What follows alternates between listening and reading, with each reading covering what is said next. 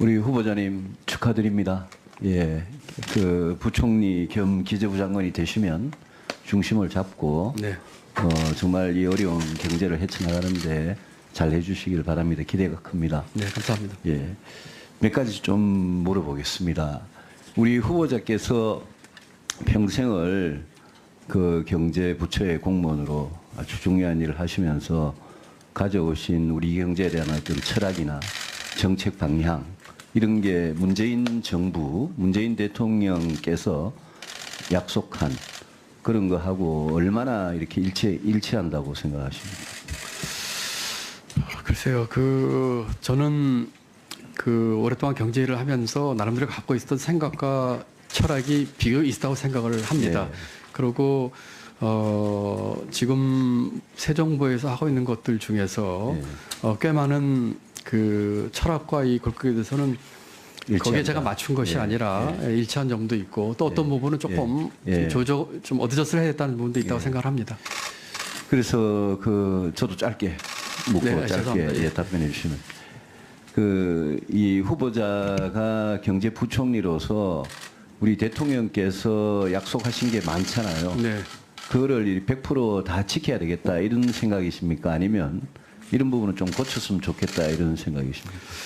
가능하면 국민과 약속을 지키려고 애는 쓰겠지만 공약의 우선순위라든지 또는 공약 간의 정합성분을 봐서 조정해야 될 부분이 있다고 생각합니다. 그런데 우리 대통령의 공약 중에 경제 분야에서 제일 중요한 거는 소득주도 성장 그리고 공공부문 일자리 81만 개 저는 이렇다고 보거든요.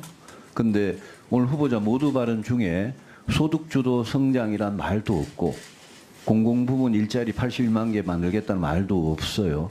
그냥 적극적인 노동정책, 고용창출, 또 소득주도 성장이 아니라 혁신성장이라.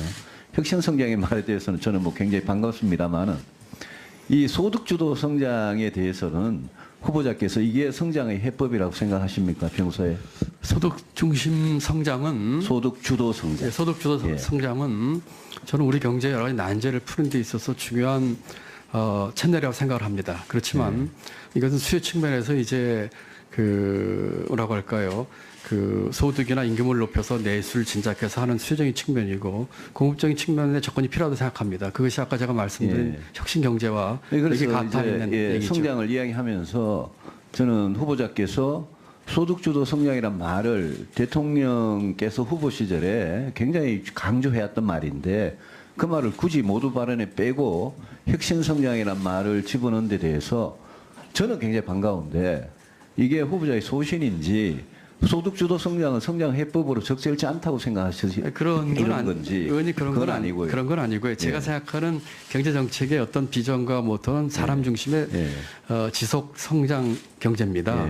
그런데 그것을 하기 위해서 소득 주도 성장 측면에서 지금 하고 있는 일자리 문제라든지 이런 것들도 분명하게 중요한 축이긴 하지만 또한 축으로서는 혁신 성장 문제들 여기 구조개혁 문제라든지 그거는 제가 생산성 문제 이건 같이 들어가서 받쳐준다고 생각을 합니다. 그런 정책을 꼭 좀 추진해야 되겠다는 생각이 들고요. 네네. 추경에 아까 작용을 역할을 좀 하셨다는데요. 추경 편성에. 근데 역할이라기보다는 말씀하시죠. 근데 이 공공부문 일자리 81만 개 있지 않습니까? 네네. 제가 이제 후보자께서 칼럼을 많이 쓰셨더라고요. 그래서 제가 어젯밤에 후보자 과거에 쓰신 칼럼을 쭉 읽어보면서 굉장히 감동도 많이 받고 그랬는데요. 근데 그 칼럼을 쭉 이렇게 관통하는 게 이제 킹핀이라고 우리 사회의 의사결정 구조 잘못되고 보상책이 잘못됐다. 그렇습니다. 이러면서 예로 드신 게 공무원 5,000명, 구급 공무원 5,000명 뽑는데 23만 명이 지원하고 이런 거는 잘못됐다고 지적을 하셨어요. 그동안. 맞습니다. 그런데 지금 공공부문 일자리, 특히 공무원 수 늘린 국민 세금으로 이 정책에 대해서는 후보자는 이제까지는 이게 잘못됐다고 생각을 해오셨으면 지금 당장 추경부터 이 공무원 일자리 늘리는 추경으로 가고 있지 않습니까? 그죠? 의원님 말씀드릴까요? 아니, 그래서 저도 5분 지켜야 되니까요. 그래서 그 부분에 대해서 공공부문 일자리 80만 이건 좀 잘못됐으니까 정권 초반에 이거는 바로 잡는 게 좋겠다. 이런 생각을 하고 있고 후보자 그 의원님 말씀의 취지에는 제가 공감을 하는데 이제 그 팩트가 좀 잘못된 건 하나 제가 말씀드려야 되겠습니다. 제가 그 칼럼에 쓴 거가 문제라고 한 거는 5천 명을 뽑는 공무원이 문제가 아니라 20만 명이 몰리는 그 사회 보상 체계. 다시 말씀드리면 모두가 다 공무원이 돼야 되겠다, 교사가 돼야 되겠다, 대기업 가야 되겠다 그런 사회 보상 체계 문제를 제가 지적을 한 것이고요. 그래서 공무원을 뽑는 것에 대한 문제를 지적한 것은 아닙니다.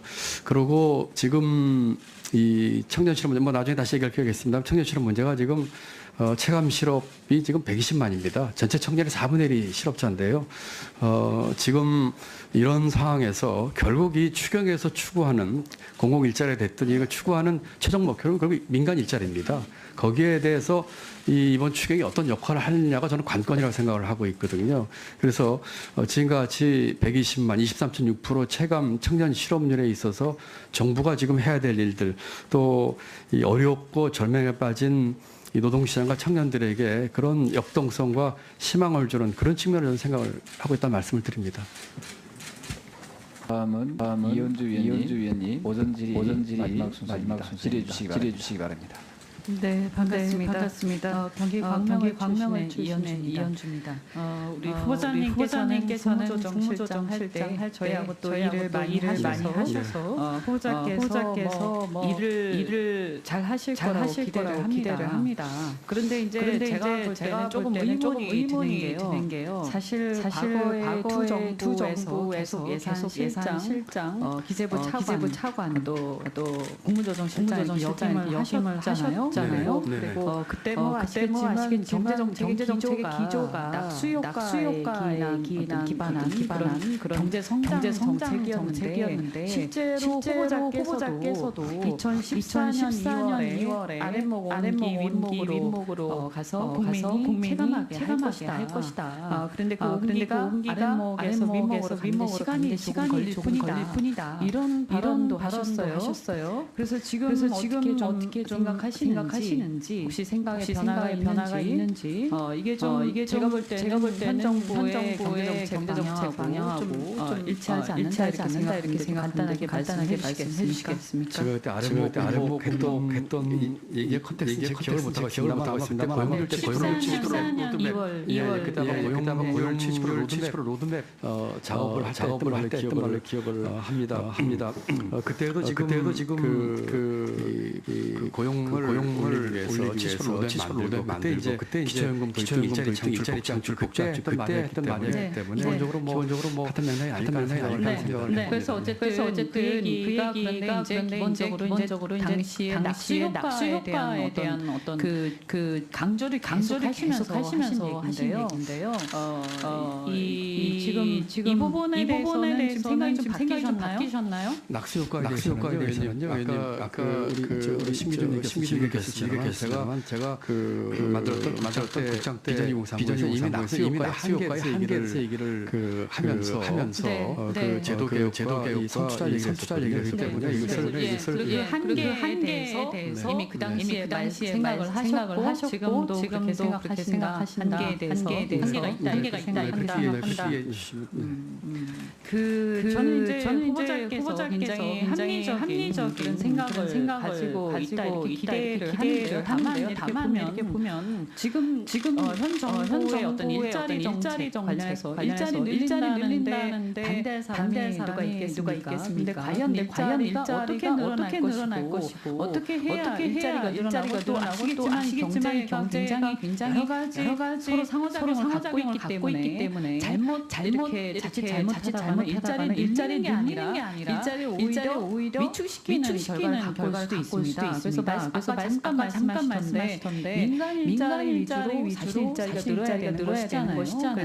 그래서 국민들의 혈세로 공무원을 늘려서 일자리를 늘리겠다. 이것이 궁극적인 목적은 아닐 거라고 생각을 합니다. 그런데 이 공무원 그 후보자께서 말씀을 하셨는데 과거에 이제 보면 공무원을 이제 후보자께서 철밥 이렇게 표현을 하셨어요. 그것은 많은 분들이 그렇게 하시니까 어떤 예를 들어서 굉장히 경직돼 유연하지 못한 그래서 효율성이 떨어지고 경쟁력이 떨어지는 이런 어떤 공무원 사회 관료사회의 특징을 말씀하신 거다 이렇게 보는데요. 저는 어느 정도 인정합니다. 그렇기 때문에 오히려 관료사회나 이 공공부문은 개혁을 해야 될 부분이 굉장히 많다. 그래서 그 개혁해야 될 부분을 놔두고 그냥 무작정 밀리게만 해서 굉장히 감당하기 힘들어지고 오히려 이런 것들이 경제의 어떤 순환을 막아서 이들 침체로 갈 가능성이 굉장히 위험이 있다고 생각합니다. 아까 말씀하신 그런 소직이라든지 이런 부분에 대해서는 인정을 하지만 그러나 이 개념 자체를 너무 이렇게 가는 문제가 있지 않는가. 그리고 또 후보자 스스로가 그 칼럼에서 그렇게 말씀을 하셨어요. 우리 사회 게임의 이 말씀하셨잖아요. 그래서 초과 이윤이 생기는 시장, 독과점 시장이라든가 공공부문, 사회적 지대를 누리는 특정 직역 사회 등의 개혁이 필요하다. 그래야 경제가 발전한다. 이런 말씀하셨고 저는 일정 부분 동의를 하는데요. 이 얘기로 보자면 어떤 관료사회나 어떤 공공부문이라는 게 독과점적 구조를 원래 갖고 있잖아요. 그래서 그것을 비대화시켰을 때 오히려 경제 위축될 수 있다. 줄어들 수 있다. 이 부분에 대해서 저는 아주 깊은 고민이 필요하다고 생각하는데 어떻게 생각하십니까? 의원님 지적에 공감합니다.